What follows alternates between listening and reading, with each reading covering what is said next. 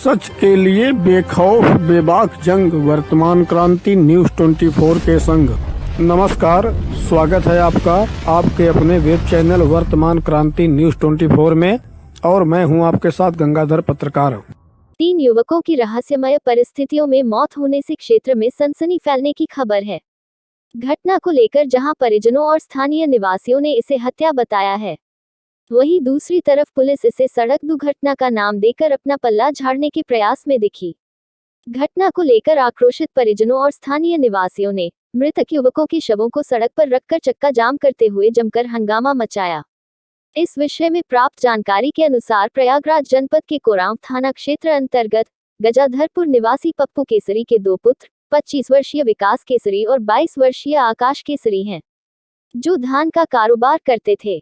सोमवार की रात में विकास और आकाश गांव के ही रहने वाले मोनी आदिवासी के 20 वर्षीय पुत्र कलुआ के साथ डूमनगंज गए थे।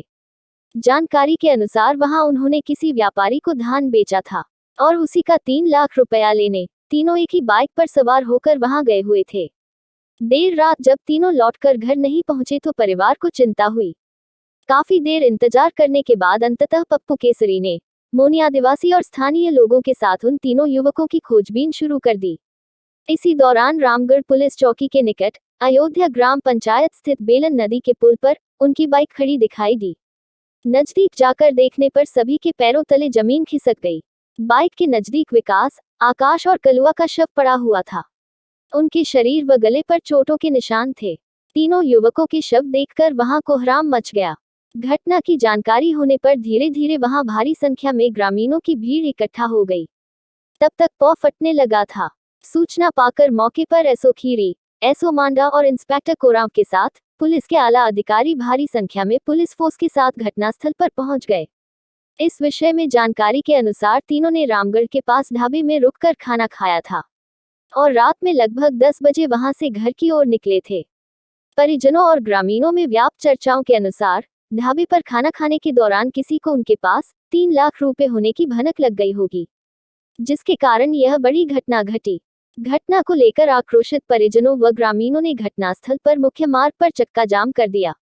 यहाँ एक विशेष बात हम आपको बता दें कि इस घटना को दुर्घटना का नाम देने के लिए प्रयागराज पुलिस प्रशासन इस कदर आतुर दिखाई दी कि ट्वीटर पर तुरंत ही एक्सीडेंट में तीनों की मौत होने की पुष्टि कर दी गई और आईजी कार्यालय से सख्त निर्देश जारी हुआ कि घटना को लेकर भ्रामक खबर चलाने वालों पर कानूनी कार्रवाई की जाएगी।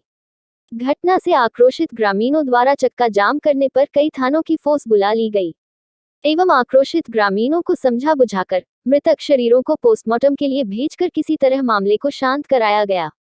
घटना की जानकारी होने पर स्थानीय विधायक एवं जनप्रतिनिधि भी मौका वारदात पर पहुंच गए और मृतकों के परिवार के प्रति संवेदना व्यक्त करते हुए प्रशासन से जल्द ही निष्पक्ष जांच की मांग करने लगे।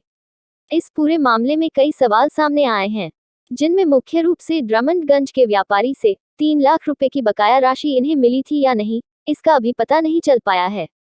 दूसरा सबसे बड़ा प्रश्न यह उठता है कि बेलन नदी के पुल पर बाइक पड़ी हुई थी और किसी के गले में काला निशान था तो किसी के शरीर व गले पर चाकू के निशान थे। ऐसा क्यों? तीसरा सबसे बड़ा सवाल ग्रामीणों का यह भी है कि पुलिस चौकी से महज 200 मीटर की दूरी पर हुए हादसे या हत्या के वक्त आवाज हुआ होगा। अगर ऐसा हुआ है तो चौकी पर तैनात पुलिसकर्मियों को कोई आवाज क्यों नहीं सुनाई दी? बहरहाल सच क्या है और इसका समाधान कब तक होगा, यह तो पुलिस जांच का विषय है। लेकिन एक ही परिवार के 2 नवयुवकों की मौत एवं एक आदिवासी युवक की मौत से जहां पूरे इलाके में चर्चाओं का बाजार गर्म है, वहीं दूसरी तरफ 200 मीटर की दूरी पर स्थित पुलिस चौकी की कार्यशैली पर भी सवालिया निशान लगने लगे हैं। बड़े अधिकारियों द्वारा इस पूरे मामले को किस तरीके से लिखा जाएगा एवं पूरे मामले को कितनी जल्दी निष्पक्ष रूप से समाधान कर दिया जाएगा, यह समय के गर्भ में है। आप देख रहे हैं प्रयागराज से हमारे ब्यूरो चीफ मोहम्मद लईक की खबर। कल देर रात एक दुखद सूचना प्राप्त हुई थी, जिसमें पुलिस को जानकारी हुई कि 3 व्यक्तियों की डेड बॉडी बेलन नदी कर बने पुल पर पाई गई है। तत्काल इस सूचना पर पुलिस बल मौके पर आया तथा कल आज जैसा कि अभी भी देखा जा सकता है और कल रात्र भी यहाँ के स्थानीय लोग बता रहे हैं काफ़ी घना कोहरा था और यहाँ की मौसम जो है वो ख़राब था। तो ऐसा जो पहले जो भी पुलिसकर्मी आए थे तथा जो स्थानीय लोग भी मौजूद थे, उनके द्वारा ये अंदेशा जताया गया कि घने कोहरे के कारण से बाइक किसी दुर्घटना में किसी दुर्घटनावश इनकी मृत्यु हो गई होगी, परंतु कुछ लोगों द्वारा इसमें आपत्ति की गई तथा उनके द्वारा कहा गया कि नहीं, इन व्यक्तियों की हत्या कर दी गई है।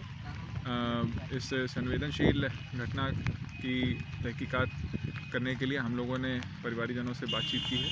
बॉडी को अभी पोस्टमार्टम हाउस भेजा जा रहा है, जिससे कि मृत्यु के सही कारणों का पता लगाया जा सके और डॉक्टर्स की पैनल की रिपोर्ट के बाद और घर वालों के से जो भी एप्लीकेशन प्राप्त होती है, सभी विधिक कार्रवाई पूर्ण करा ली जाएगी। जो घर वाले हैं, इनके द्वारा आर्थिक सहायता की भी मांग की जा रही थी, जिसके कारण से इनके द्वारा रोड जाम किया गया था।